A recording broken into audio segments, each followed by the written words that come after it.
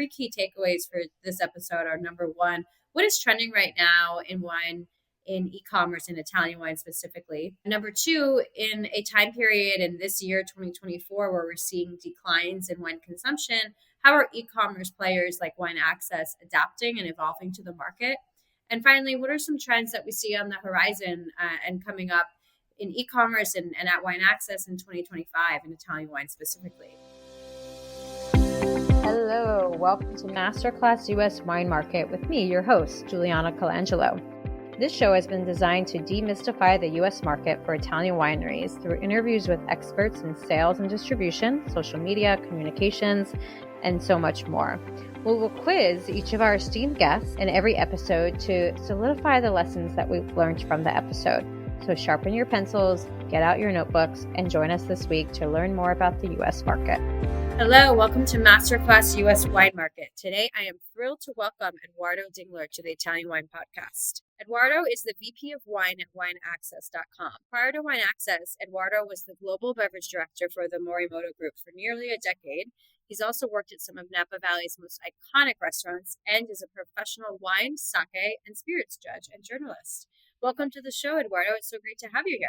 Thanks, Jules. It's quite a treat. Thanks for having me. Absolutely. Well, Eduardo, you're a mainstay. I've been in Italy and all the Italian wine events in San Francisco, so I'm sure many of our listeners have had the pleasure of meeting you. But for those of you who haven't, tell us a little bit more about yourself and your journey into wine. Well, I was born and raised in northern Mexico, in a city called Torreon, and I ended up moving to Napa 25 years ago, in 1999.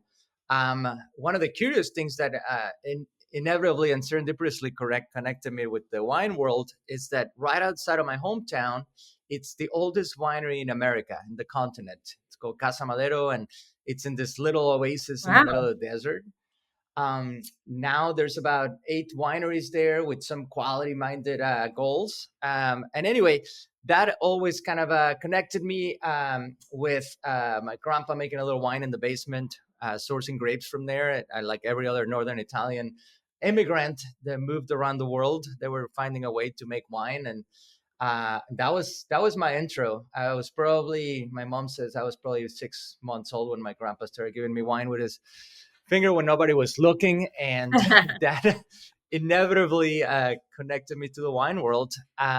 When I moved to Napa in 99, I started going to school and such, and then started working in hospitality. And some of the places that have made a name for Napa, like Treviño, which is was a staple in the valley, Bistro Don Giovanni, and a few other places before entering the world of Japanese culture and digging into Japan deeply. But yeah, I joined Wine Access just over 6 years ago, and had an amazing time sourcing wines from all over the globe, and a big emphasis on Italy and telling the stories. Amazing. What a great journey. And I love that story about, growing up outside of the oldest winery in the world.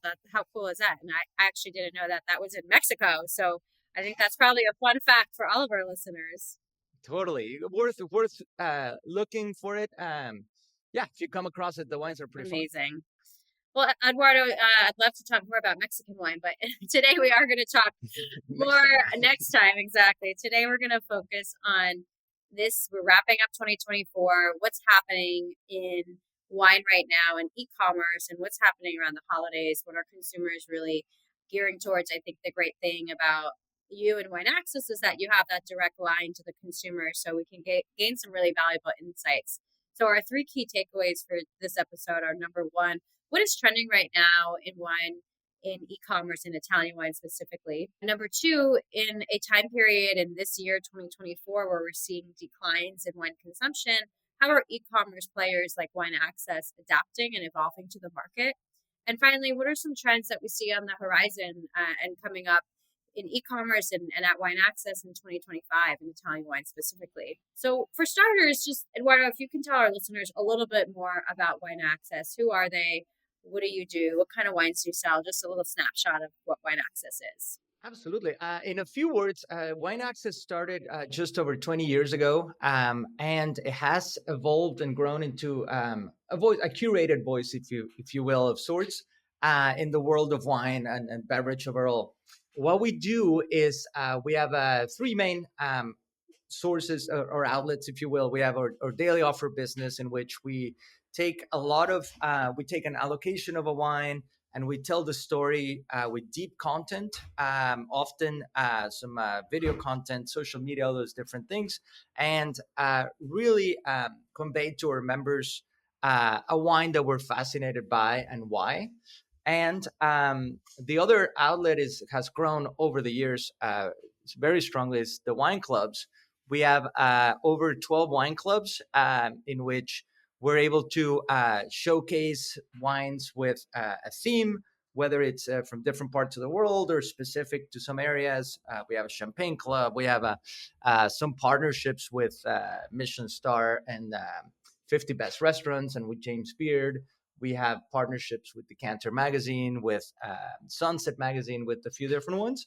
And the clubs have definitely gained an entryway to a lot of our members to wines that they otherwise wouldn't have come across. We do this with, again, with video content and a strong narrative.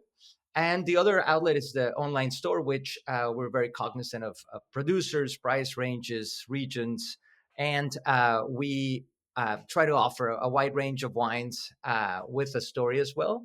And that's basically how we operate. We have a tight but very strong team of very enthusiastic wine drinkers and eager to pass the voice around. Amazing. So you're doing a lot of different things, and it sounds like the company's evolved quite a lot in the 20 years that it's been around, and especially since you joined it, between the offers, the wine clubs, and then the e-commerce shop. So it seems like you have a lot of different touch points at which you are getting wines to your consumers. Totally. Yeah, we try to obviously we have a big focus, and some of our strongest following is with seasoned wine drinkers, collectors, people that have been enjoying wines for decades. But also, we are seeing a great entryway into newcomers to the wine world, people that are just beginning their journey, and they're fascinated, they're intrigued, and also we don't want to like put a huge wall against wine and make it elitist or hard to come across. So we try to tell the story, bring it to a level of understanding, and also just make it fun to be around. Yeah, that's fantastic. So, Eduardo, now that we know a little more about Wine Access, can you tell us a little bit more about what's trending in Italian wine right now at Wine Access? Well, as you would imagine, some of the big areas and producers are always king. Talk about Barolo and Brunello and such. However, we are seeing, and we love being part of this narrative of small producers, of indigenous grapes, and different corners of Italy. I mean, as we know, Italy is such a vast country with a lot of ever-growing excitement to grapes and very proud regions. So Friuli has had a huge impact in the last few months. Also Piemonte, Campania. We're seeing a strong following on Lambrusco. Actually, as a matter of fact, today we're launched an offer on a Lambrusco, but also Sicily. There's so much energy going around these regions that Italy has become a huge component of our platform. That's really exciting to hear. I especially love hearing about the Lambrusco. That's fantastic. Absolutely, you and I are big fans. Of course. So it's really ranging. Then it sounds like from more entry level price point wines like a Lambrusco, Sicilian wines, and then some of those classics. Are you seeing any differences? Like, are people buying a certain type of wine more through the wine club versus the shop, or is it kind of consistent across the three different channels that you sell through? It sort of follows an evolution. A good amount of our members sign up for a club, and they're eager to learn about something they don't usually put their money in and know. So they get introduced to certain wines, let's say an Herbalucha de Caluso or something like that, through a club, and then eventually, over a few months, we're able to offer a wine like that to our main audience, and then we see a response to that. So there's sort of like a graduation between them. Also, the store, since we have all these ranges of wines and styles with strong content, people are able to explore that way and buy one or two bottles and then get really hooked on it and get cases and keep growing their fascination for the Italian wine world. Right. That makes sense. And you mentioned, you're looking at both the classics as well as smaller producers, emerging regions. But Eduardo, when, you are looking for wines that you're going to offer through Wine Access, especially for Italy, like what's really top of mind for you as a buyer of this category? Well, that always depends. Obviously, because of our different outlets, we're looking for different things, but we are always looking for Brunellos from established houses, which obviously those are a sure bet with our more seasoned audience. But small little off the beaten path producers, let's say Alianico from Voltura or something like that. We are fascinated by those wines because they definitely allow us to keep going as an authority in wine and introducing people to different areas, and be like, wow, well, I've never heard of that, let me give it a try. And once they do, they're like, wow, there is a lot going on in a Yeah, glass. absolutely. So, Eduardo, now that we've spoken a little bit more about Italian wine specifically and what's happening at Wine Access, let's talk a little bit more generally. We know we've seen declines in consumption overall in wine in 2024 and the last few years. How are you all at Wine Access evolving to this changing consumer preference when it comes to wine? And what are you seeing as it relates to consumption? The narrative certainly keeps going that way. Luckily, we have seen, in spite of, the handful of members that kind of were lapsed, and we reached out and they said, well, unfortunately, I do have too much wine in my cellar, or I'm not drinking as much, which does happen, but not as often as you would think. But we are seeing people still playing the game, and on Premier, for instance, for Bordeaux was a huge success for us. And if you think about the narrative of people saying we have too much wine and we're drinking less, and then selling a lot of wine on a wine from Bordeaux that's not going to be ready for 2-3 years, that is a very hopeful kind of insight into it. And then we're doing these campaigns as well of wines that are not already in the country, and people kind of really supporting those offers and wines that are onboarding in 2, 3, 4 months per se. So that has been pretty. It's a breath of fresh air in many ways, and also a very curious audience, whether it's like an older seasoned crowd of drinkers or a younger generation just looking for content. And one thing that I think it's very important in our industry, it's the storytelling. And it's also we know this next generations, I see it with my kids and stuff, they're more about traveling, and they're about experiences and really getting to know areas. So wine does that in many ways, as you know. It just really transports you to a place, whether you visited or want to visit. When you have a glass of wine in front of you and it's unique and different, that's the best way to showcase, rather than just having a general basic any kind of wine that could be red or white from whatever. Just those wines that really rock through your world and bringing you somewhere. And therefore, when our members or audience are enjoying that wine with their friends or family, they're able to tell those stories. I think that's super important. It's a social currency that's pretty unique to the beverage world. Yeah, absolutely. I think experience is definitely a buzzword that we hear quite a lot when it comes to the younger consumer, and how we can connect them, to wine in a more engaging way. Considering that Wine Access is primarily, a digital platform and a website, how are you building experience in how you are offering the wines that you're selling for consumers? Well, investing heavily into the content with the team of writers, and us putting a lot of content and structure and fabric into our offers. Like a lot of the wines that we come across are based on our experiences. Let's say visiting, I don't know, Florence and coming across this one wine at Enoteca Pinchori or something like that you've never heard of, right? And then bringing that story back and securing an allocation of that wine and being able to tell stories like that really connects the dot. And also, we do in occasion in-person tastings with various restaurants across the U.S. For instance, we did an event with Thomas Keller at Per Se. We did one at the Addison in San Diego and places like that, where a small audience gets to come and visit and hear the stories firsthand and try the wines with their favorite restaurants, dishes, and such. Beautiful. I think that's the best way for us to connect with directly and physically with their customers. So also taking the experience offline and bringing it in person through some of these really unique and special events has been a way to connect with the audience.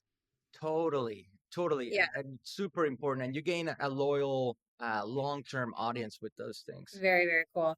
Are you doing those in collaboration with winemakers and producers ever, or typically more with restaurants? Like, what's the format? Historically, those have been more with a restaurant, with the chef, with the sommelier. However, we have done some events more specific with producers, like Saskia Rothschild came over and did an event with us. We invited a small group, 20 or so people between loyal customers and media. We've done some with Margot, mostly like on the Bordeaux side. But what's to say we can't bring a producer from Italy and do an event like that? We've done them in New York, LA, and San Francisco with great success. Yeah, absolutely. Very cool. That's something very good to think about. And I think for listeners and any partners, be thinking about your partners in terms of marketing and events that you can do to get your product closer to the consumer and create some of these experiences. So how about the holidays? It's December 13th. So we're just a couple weeks out from Christmas and everyone's doing their holiday shopping. What are you guys seeing at Wine Access for holiday wines? Well, what are people buying? Are you seeing some crazy spikes, and what's going on with Italian wines? we are. We've seen a huge spike as kind of expected for the season, as you know, but we are seeing a huge movement in the sparkling world. Not only champagne, which is a given and it's a very very celebratory thing, but also, as we said, like Lambrusco and other sparkling wines from around the world. Prosecco being a big one as well.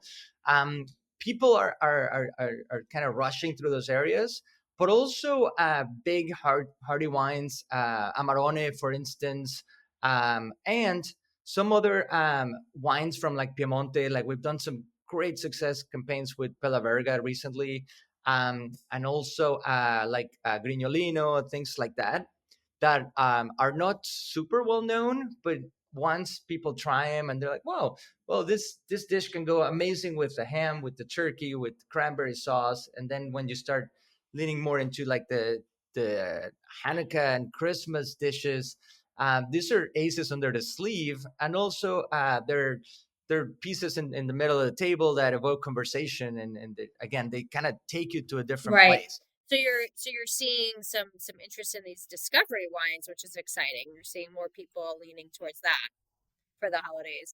Yeah, and quite frankly, I mean, we find that it's super engaging for us, and it's very exciting when people are willing to venture out, grab a machete, and go through the jungle of the Amazon of wine and try new things rather than just saying, "Well, I know the name Barolo or Sancerre or such." It's like, "Oh, cool, there's something else over there. Let's see what it is and give it a try." Very cool.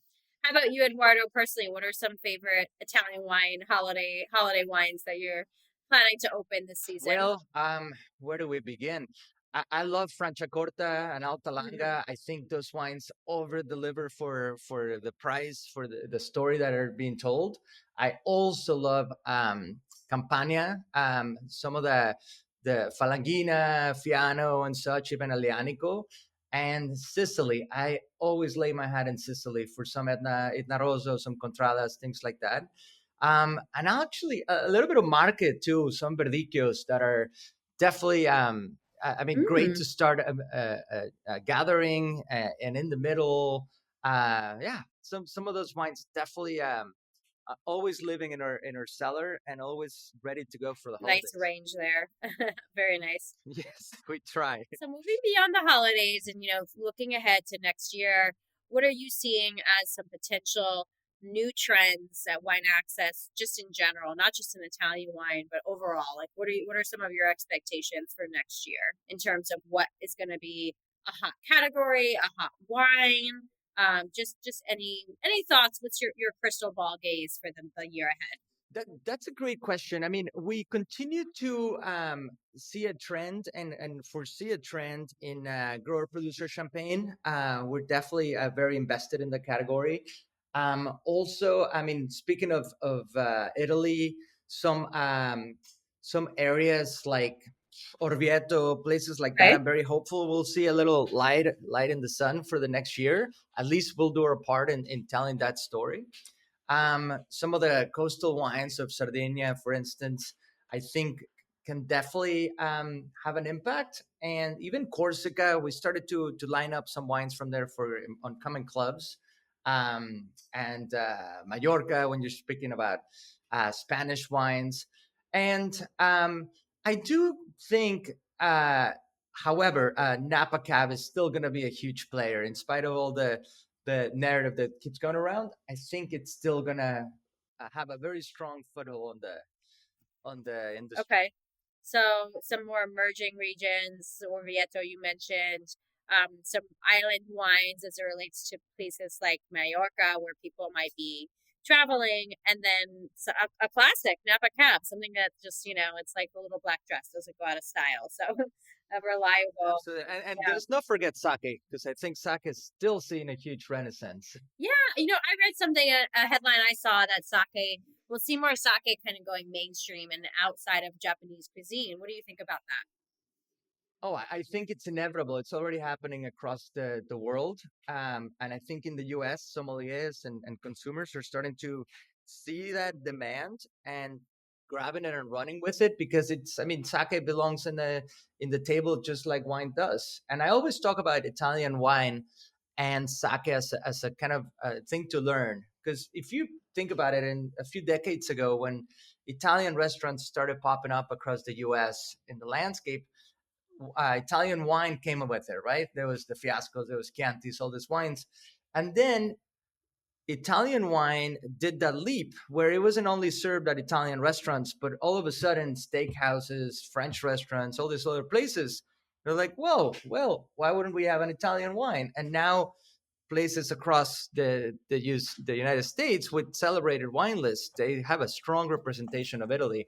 So Right. I'm very hopeful that sake will kind of follow that footsteps of Yeah, Italian wine. very cool. So just seeing it proliferate, across different cuisines. What are some pairings that you think? I mean, I know there's such a range of sakes, of course, but maybe some of the more classic sake styles, or if you can name some of the more classic sakes and some favorite pairings that you have. Well, with the Junmai Ginjo Genshu, for instance, that's usually a floral, undiluted kind of style of sake. You can do some great, just classic tacos, just street food. You can do Indian food, Thai, but also one of my all-time favorite pairings. And actually, this happened again 3 days ago. We went to a pizza. We went to this pretty cool place, and it was a larger group, and we just did some classic pizzas, right? We did like the prosciutto and arugula. We did some margarita. We did some fungi, and I brought a few bottles of sake. And a good amount of this group had never had sake before, which I was baffled to start. But once they tried it with pizza, I mean, those bottles disappeared before any Brunello on the table did, which is to me pretty cool to see. So pizza and sake. Very cool. So one of my favorite all-time pairings was a cacio pepe with an older aged sake, which was just incredibly delicious. So yeah, I mean, the possibilities are pretty endless. Very cool. Well, I'm excited to see more sake in menus, and I want to try it with pizza now. That sounds delicious. Well, Eduardo, thank you so much for joining us today. As we wind down today's episode, we'll do our rapid fire quiz that we do at the end of every episode here. Please do your best, if you can, to answer these questions in just 1 or 2 sentences. So, number one, what is your number one tip for mastering the U.S. wine market? I would say don't forget the story. Don't forget the storytelling, the texture in a wine or any beverage you're excited about or promoting. Sometimes it's not just the price. It's not the price. It's not the region. It's actually why is this wine better and why you should be drinking it. Yes, absolutely. That's a great reminder. What is something you might have told your younger professional self, if you've been in this industry quite a while, about selling wine in the US? Oh man, I think something I wow, that's a good question. I would probably say spend more time learning about other regions rather than being focused on some of the major ones early on. I mean, Mm, this is something that I have found very fascinating in the last decade or so. But I think talking about 20 years ago when I was a young server, I would have totally said that. Spend more time going off the beaten path and just meeting producers and visiting places that are not your average yeah, mainstream. I like that. That's great advice. And finally, we all travel a lot in this industry, and especially you, Eduardo. You're always off to somewhere great. What is one of your favorite travel hacks or travel tips? Oh man, I mean, I am a creature of habit. I have my places. I have my favorite Lampredotto place in Florence. I have my favorite place in Paris and all these places. But one of my favorite travel hacks is always spend some time just going into a different spot. And it doesn't have to be super fancy or very street foody. Just go to a place that you haven't read about it, nobody's told you about. Just go in and step in. Random places. Do a walk in. Do a just I love that. enjoy it. Life. I mean, at least for me, not everything's always planned. I like to keep some open windows of time and getting lost and finding new places, whether it's a wine bar or a little eatery or something like that. You will be so amazed of the things you can learn, the people you can meet at these places. Yeah, I love that. Yeah, leave some time for spontaneity. Not everything needs to be, on the agenda, so to speak. So that's great advice. Well, Eduardo, thank you again so much for being here today. How can our listeners connect with you? You can find me. I mean, one of the easiest one is social media. Instagram is EDODINGLER, Edo Dingler. And we can share some info that way. You can find me at the Wine Access website and Eduardo at wineaccess.com. But yeah, I mean, I'm always on the road and hoping to talk to more people and spending more time in Italy, even more so than normal. And thrilled to be on your podcast. Very, very cool. Thanks for inviting me. Absolutely. Thank you again, Eduardo. It's great to have you here. Thank you for joining me today. Stay tuned each week for new episodes of the Masterclass US Wine Market with me, Juliana Colangelo. And remember, if you've enjoyed today's show, hit the like and follow buttons wherever you get your podcasts.